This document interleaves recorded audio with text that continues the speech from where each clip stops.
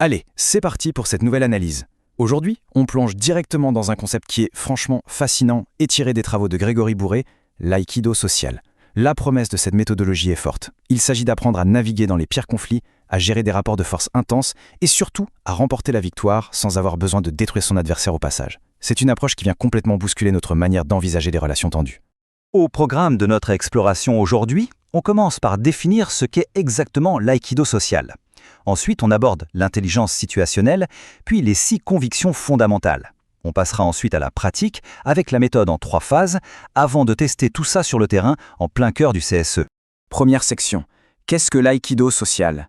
Une véritable philosophie d'action. Parce que oui, au-delà de la théorie, la question de fond est universelle. Comment réussir à gagner un conflit sans anéantir la personne en face ?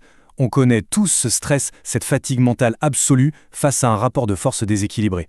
Et soyons honnêtes, quand la pression monte, nos premiers réflexes, dictés par l'urgence ou l'envie soudaine de renverser la table, finissent presque toujours par se solder par un échec ou par nous épuiser totalement. Et c'est là que la définition de la source prend tout son sens.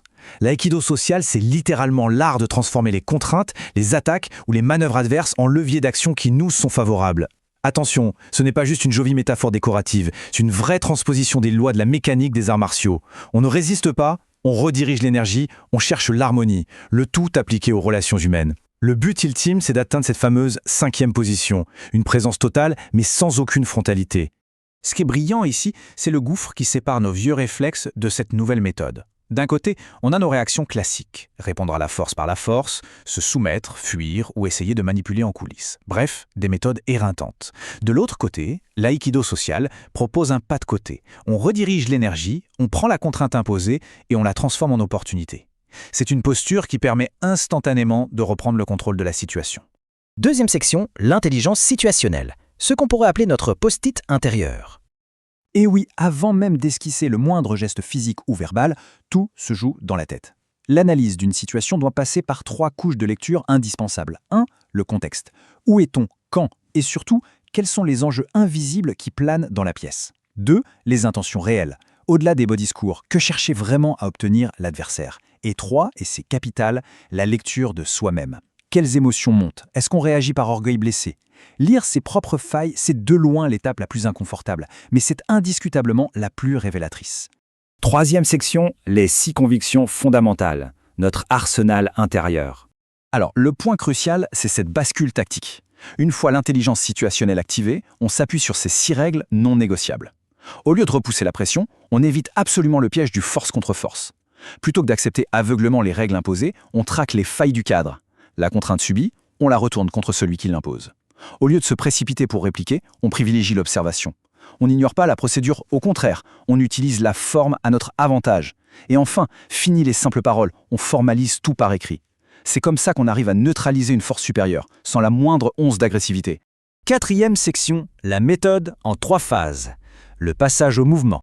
Il est temps de quitter la théorie pour entrer dans l'action pure. Et c'est une séquence très précise. Étape 1, observer et comprendre. Il faut lire le jeu tel qu'il se déroule vraiment. Étape 2, utiliser le cadre pour dénicher des leviers d'action. Et étape 3, transformer. On prend la contrainte initiale et on en fait un atout incontestable. Et attention, la source insiste lourdement sur un point, la vigilance post-mouvement. Une fois l'avantage obtenu, on ne relâche pas la pression, il faut pérenniser ce résultat. 5e section, le terrain d'application concret, le CSE, l'échiquier des consultations. C'est ici que l'analyse prend tout son sens. Imaginez l'environnement d'une salle de réunion. Autour de la table, le déséquilibre des pouvoirs est flagrant, institutionnel. C'est l'illustration parfaite du passage de la philosophie intérieure à un contexte structurel très dur, où l'objectif est de transformer une simple obligation patronale en une véritable influence stratégique.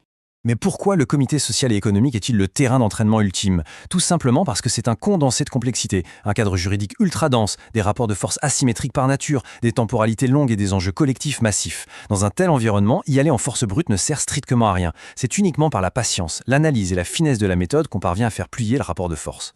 Ce qui est super intéressant ici, c'est la façon dont on peut cartographier ces leviers pour inverser la vapeur. On identifie d'abord les intérêts partagés entre les 2 camps. Ensuite, on combine les différents domaines de prérogatives du CSE. L'astuce redoutable, se servir des pouvoirs de l'employeur pour exiger des obligations corrélatives.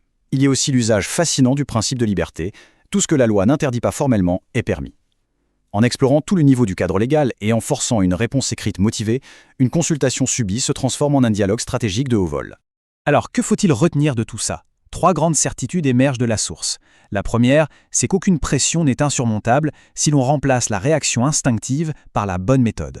La deuxième, c'est que la force adverse, quelle qu'elle soit, contient toujours en elle-même de quoi être neutralisée. Et la troisième, peut-être la plus importante, la personne qui pratique l'aïkido social n'est pas nécessairement la plus forte physiquement ou hiérarchiquement. C'est tout simplement la mieux préparée. Pour conclure, faisons le lien avec la réalité du quotidien. Prenons un conflit actuel, non résolu, un dossier qui pèse lourdement. Quel sera le tout premier geste concret posé dès demain? Dater une attention, la partager verbalement, c'est déjà entamer la transformation. La méthode est là, prête à être utilisée. Alors, face au prochain rapport de force, choisira-t-on de s'épuiser à frapper indéfiniment contre un mur ou bien utilisera-t-on l'élan pour, enfin, ouvrir la porte?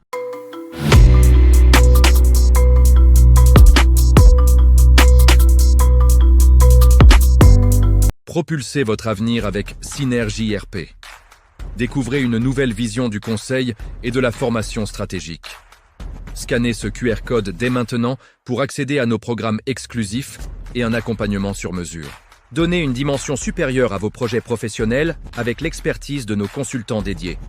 Synergie RP, l'expertise au service de votre réussite. Scannez et commencez votre transformation aujourd'hui.